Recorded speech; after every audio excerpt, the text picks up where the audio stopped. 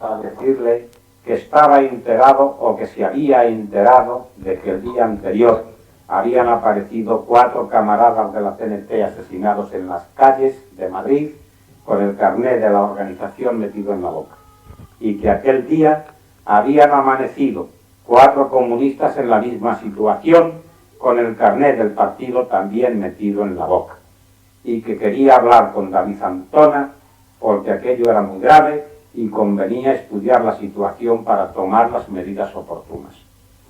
David Antona le contestó que él y David sabían perfectamente quiénes eran los autores de aquellas muertes y que si no aparecían más cenetistas muertos en la calle, tampoco aparecerían más comunistas. Y le colgó el teléfono. Efectivamente, ya no hubo más asesinatos, solo se partió.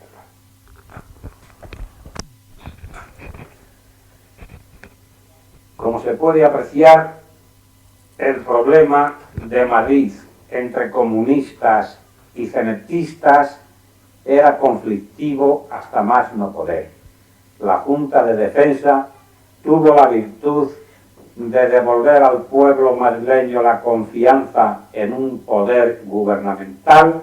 El pueblo madrileño respondió con una moral magnífica, pero realmente, quitando la eficaz actuación del Estado Mayor del Ejército del Centro, bajo el mando del que entonces Coronel Rojo, políticamente la Junta de Defensa fue un desastre. Fue un desastre porque los miembros de la misma estaban todos ellos implicados en la lucha comunista y anticomunista.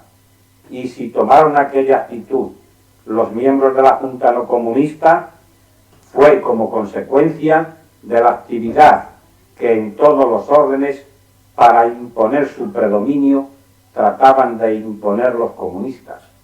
No se les toleró lo más mínimo. Fuimos intransigentes ante ellos en todo lo que no era correcto y en todo lo que no era honesto, impidiéndoles sus maniobras. Pero el resultado fue que a principios de abril el general Miaj nos convocó un buen día para darnos a conocer un teletipo que había recibido firmado por el presidente del gobierno ordenándole la disolución de la Junta de Defensa. Que el Estado Mayor del Ejército del Centro siguiera asumiendo la responsabilidad militar y que toda la responsabilidad de la vida civil la asumiría a partir de aquel momento el ayuntamiento que habían dado orden de que se constituyera. Así terminó la Junta de Defensa. El general Miaj nos leyó aquella orden y la Junta de Defensa se disolvió. Yo dejé a 2 miembros de la Consejería de Industrias de Guerra liquidando la situación de aquella consejería, liquidando administrativamente todo lo que había pendiente y pasando todo el aparato de producción, todos los talleres y toda la técnica, todos los técnicos que estaban a las órdenes de la consejería, pasándolos a disposición de la Comisaría de Armamento y Municiones. Allí quedó liquidada la Junta de Defensa y a partir de entonces empezó a funcionar el Ayuntamiento de Madrid, constituido bajo la presidencia de Ense de la Plata, socialista, que fue nombrado por los representantes de todos los partidos y organizaciones alcalde de dicho ayuntamiento y se constituyó con la representación de estos partidos. A mí se me designó concejal como representante de las Juventudes Libertarias.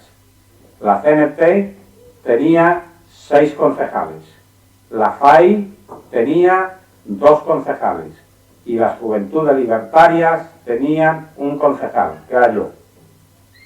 En esta proporción fueron también designados los demás concejales. La UGT tenía 3 concejales, el Partido Socialista tenía 6 concejales y los partidos, es decir, igual que el Movimiento Libertario. y los partidos republicanos, Unión e Izquierda Republicana, no me acuerdo cuántos, y los comunistas pues tampoco, pero todos estaban representados. En este ayuntamiento, constituido de esta manera, estuvimos funcionando durante un poco tiempo. Allí se me asignó a las comisiones como presidente de la Comisión de Hacienda por delegación del alcalde y como miembro de la Comisión de Depuración que se había constituido.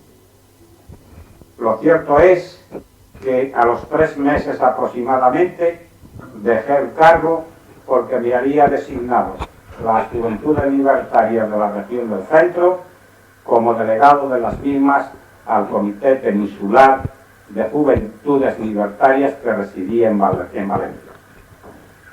Incorporación que hice más o menos por el mes de junio del año 1937.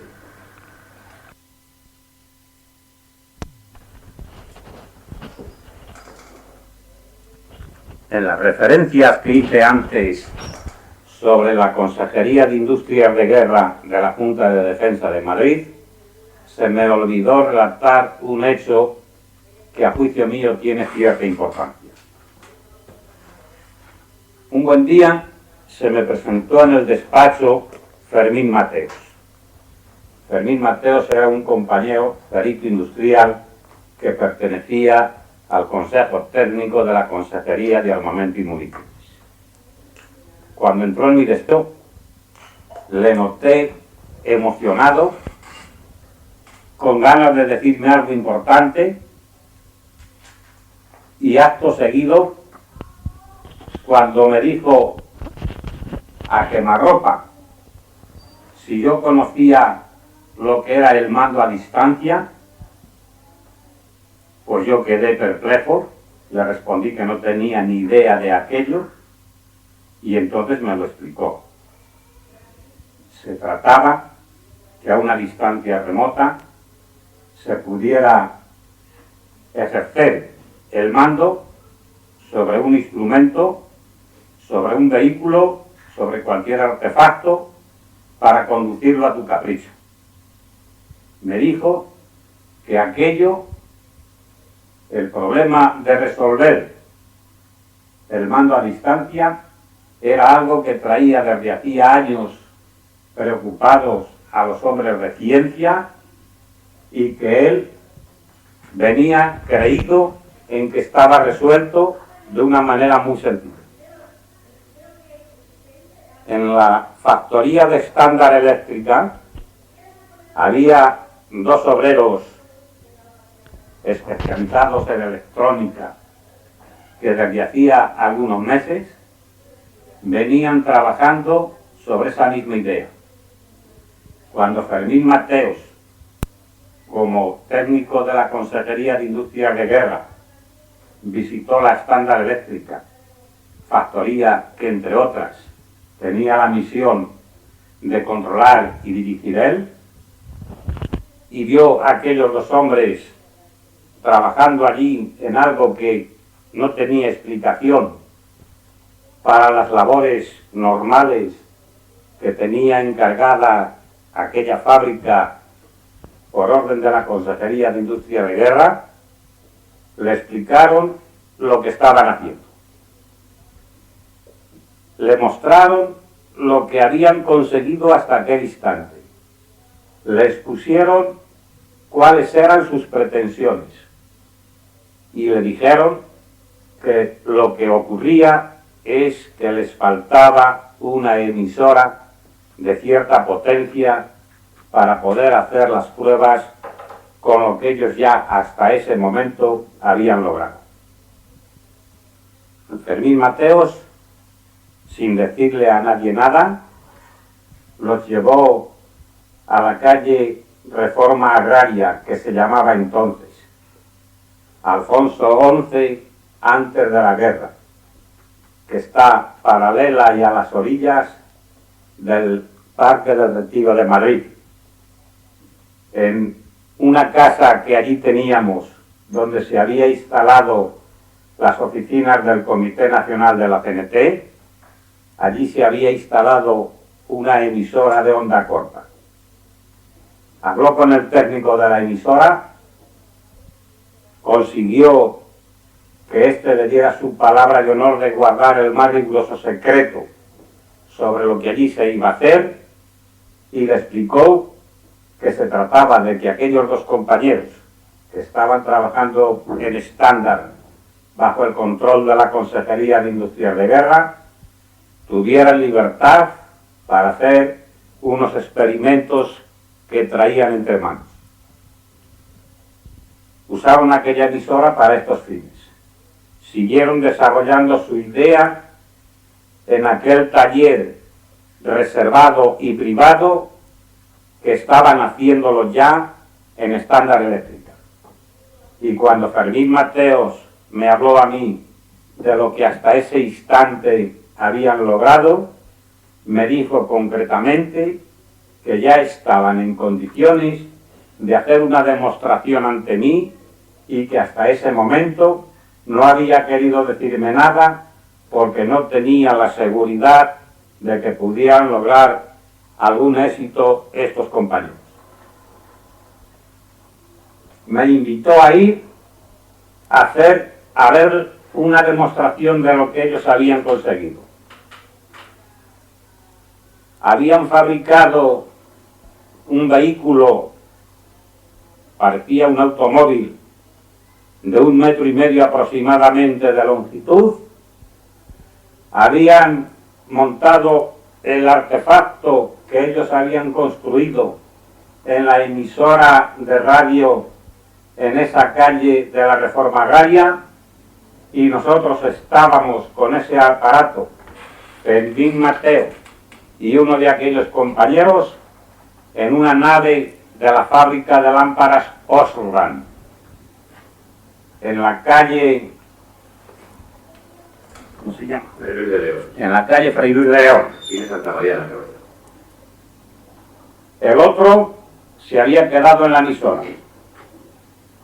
Entonces vi aquel aparato. Para mí no tenía ningún misterio. Lo único que veía raro era un aparato cerrado que venía a tener unos 20 centímetros de longitud por unos 30 de ancho, y me dijo: a tal hora en punto este aparato se pondrá en movimiento. Estaba en el centro de la nave. Aquella nave, que era enormemente grande, tenía por el centro de la misma diversas columnas. Me explicó que el otro compañero se había quedado en la emisora para desde ella mandar a este vehículo que habían construido. La distancia que había vendría a ser, calculo yo, aproximadamente de unos 3 kilómetros. A la hora convenida me llamó este amigo y me dijo: pon atención, que dentro de 3 minutos este vehículo va a comenzar a funcionar y va a empezar a andar. Llevaba un croquis hecho. En ese croquis, que tenía copia de él el otro compañero que se había quedado en la emisora, estaba dibujada la nave en que nos encontrábamos y las columnas con la distancia que había de una a otra columna. Y en él, mediante una línea, estaba marcado el itinerario que tenía que hacer este vehículo. A la hora justa que habían convenido, aquello comenzó a funcionar, previo un sonido como un disparo pequeño, que es lo que puso en movimiento aquel artefacto. Y con el croquis en la mano vimos cómo efectivamente aquel vehículo empezó a avanzar exactamente por los lugares y por las distancias que tenía marcada la línea que él traía escrita en el plano que acompañaba. Se terminó la operación, yo quedé admirado de aquello, mi ignorancia no podía explicarse cómo había funcionado y por qué se había movido de aquella manera, ni tampoco pretendía averiguarlo en aquel momento. Sí que me pareció, sin embargo, que era una cosa importante. Entonces, Fermín Mateos me dijo: esto es algo que, si se perfecciona debidamente, al que lo tenga en su poder, le puede dar el triunfo absoluto de la guerra. Nosotros, si esto se consigue terminar felizmente, lo que ahora acabamos de ver como iniciación de la idea, el mando a distancia está resuelto.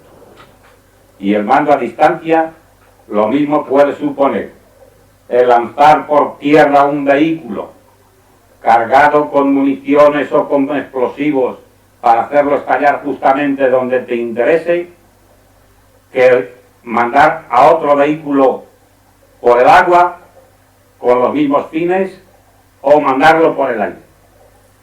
El hecho en sí consiste en que esto se puede aplicar a cualquier vehículo que circule por estos lugares para lo que a ti te dé la gana hacer. De todas las maneras, si te parece, prepararemos esto para hacer una prueba a mayor distancia. La prepararemos y cuando tú creas oportuno, hacemos la demostración.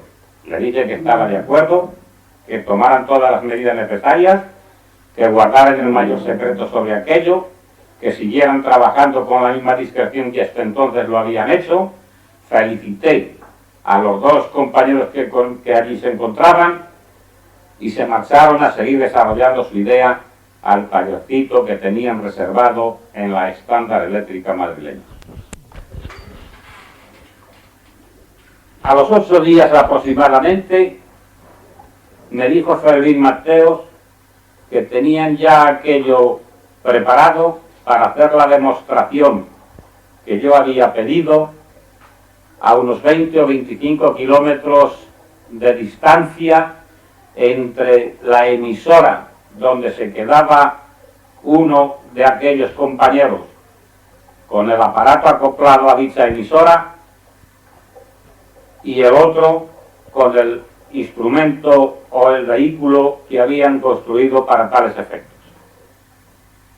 Efectivamente, una mañana, muy temprano, nos marchamos por la carretera de Aragón hasta cerca de Alcalá de Henares, a unos 20 y tantos kilómetros del lugar donde estaba instalada la emisora de radio. En un campo de allí se hizo la demostración con aquel aparato, con los resultados tan satisfactorios como la que habíamos hecho en aquella nave de la fábrica de lámparas Osram. Después de hacer evolucionar por varios sitios y por varios lugares aquel instrumento durante 15 o 20 minutos, dimos por finalizada la prueba y regresamos a Madrid.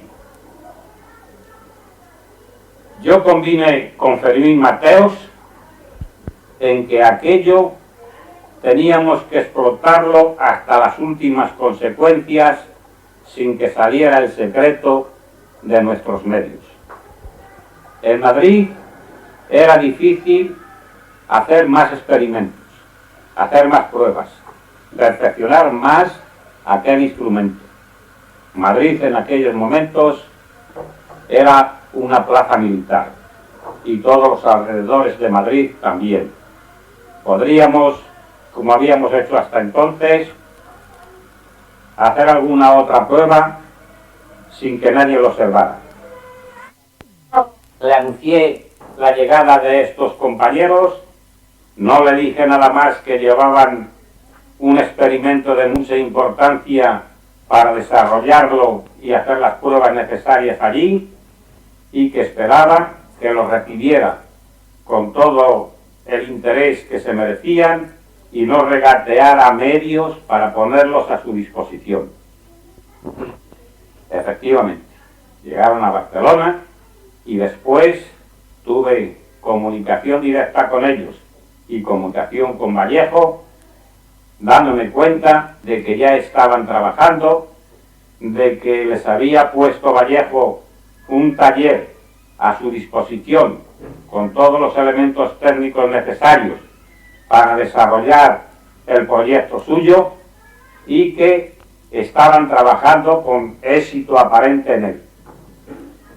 Al poco tiempo, aproximadamente a las 3 semanas, regresó Fermín Mateo de Barcelona y me entregó un acta firmada por unos cuantos jefes militares, por el propio Vallejo como secretario del Sindicato Metalúrgico de Madrid y por el consejero de la Generalitat de Cataluña de Industrias de Guerra. En aquel acta se decía que se había construido un artefacto que se movía a través del mando a distancia y que se habían hecho en el mar próximo al puerto de Barcelona las pruebas necesarias, habiendo dado un resultado satisfactorio. Aquel acta era un documento en toda regla, con la firma de personas solventes y responsables, por las cuales se reconocía que aquello estaba en marcha y que prometía ser algo importante. Tuve después noticias de aquellos compañeros en 2 ocasiones, pero un buen día me llamó por teléfono Vallejo diciéndome que si yo sabía algo de ellos, que habían desaparecido los 2, que no estaban en el lugar donde ellos venían desarrollando su experimento, que tampoco se encontraban allí algunas de las cosas más secretas de las que ellos estaban manejando en ello, y que no sabía nada de lo que era de estos hombres. Le contesté que no tenía ninguna noticia, de todas las formas que trataría de informarme por las familias. Llamé a Fermín Mateos, le dije lo que acababa de contarme Vallejo y le encargué que visitara los domicilios de estos compañeros, ya que sus esposas y sus familias continuaban residiendo en Madrid, para saber si averiguaba algo de ellos. Al día siguiente, Fermín Mateos me dijo que sus esposas no sabían nada, que no habían venido a sus casas y que ya ellas también estaban preocupadas por no saber qué era de ellos. Llamé nuevamente a Vallejo, le di cuenta de esto y le dije que hiciera el favor de investigar todo lo que fuera necesario y que me tuviera informado. El resultado fue que de estos 2 hombres no supe jamás nada. Yo pensé entonces de si habrían sido víctimas de algún grupo comunista ruso, si los habrían secuestrado, si se los habrían llevado de España o qué habría pasado con ellos. Lo cierto es que de aquellos hombres y de su proyecto no volví a saber más. Después, al cabo de los años, ya en plena guerra mundial, cuando leí lo que habían hecho los alemanes nazis por medio de las Vs, V1, V2, me acordé de ellos. Como dije anteriormente, antes de hacer este inciso, llegué a Valencia para incorporarme al Comité Peninsular de Juventudes Libertarias en representación de la Regional del Centro en el mes de junio, por ahí, del año 1937. El secretario del Comité Peninsular era Fidel Miró. Se constituía el Comité Peninsular de Juventudes, lo mismo que el Comité Nacional de la CNT, por el secretario general nombrado en Pleno Nacional de Regionales o en Congreso Nacional, y por delegados directos, 2 delegados directos por cada una de las regionales que integraban la Federación Ibérica. Llegué allí, me presenté a Fidel Miró, me dio una explicación de cómo se encontraban los problemas de las juventudes y me dijo que el deseo de él era que yo me incorporara al Comité Nacional de la CNT en representación de las juventudes libertarias. El Comité Nacional de la CNT se componía, como he dicho antes también, por 2 delegados directos de cada regional, y en él estaban representados el Comité Peninsular de Juventudes Libertarias y el Comité Peninsular de la Federación Anarquista Ibérica. Me incorporé al Comité Nacional y presenté mi credencial a Mariano Rodríguez Vázquez, Marianet, entre la familia de la CNT, que era el secretario general que, como dije antes, había sustituido a Horacio Martínez Prieto. Marianet me recibió cariñosamente. Me explicó más o menos cómo estaba constituido el Comité Nacional, de cuántas secciones se componía, de la forma en que estaban estructuradas, y me dijo que su deseo era que yo me incorporara a la sección de defensa de dicho Comité Nacional, que la dirigía como secretario general el asturiano Avelino González Entrialgo. Que en la sección de defensa no me faltaría trabajo, que era el sitio en aquellos momentos de mayor responsabilidad del Comité Nacional, y que él deseaba que yo me incorporara a aquella sección para colaborar en lo que en la misma se me asignara. Así lo hice. En aquel mismo día me presenté a Avelino González Entrialgo, al que ya conocía y el que también me conocía a mí. Me explicó cómo estaba constituida la sección de defensa y me dejó acoplado a la sección de información que tenía aquella sección. La sección de información realmente era uno de los servicios más delicados y más responsables que tenía la sección de defensa.